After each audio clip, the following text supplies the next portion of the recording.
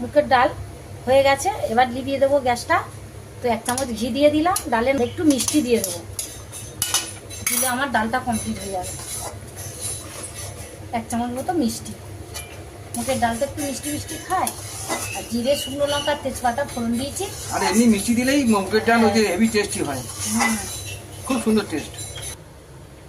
এই যে আমার মুগের ডালটা হয়ে গেছে, মুগের ডাল ঘন করে করেছি।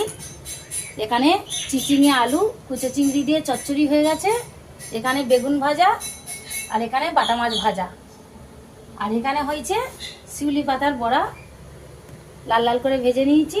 বড়াগুলো একদম হেভি হয়। আর এখানে গরম গরম 1 হাঁড়ি ভাত, একদম গরম, হাত দেওয়া যাবে না।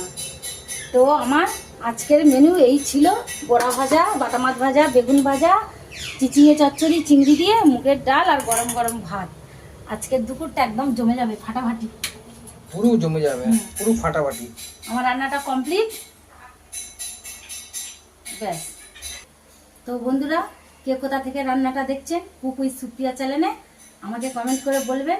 আর রান্নাটা কেমন লাগলো আমাকে কমেন্ট করে জানাবেন রোজগার মতো।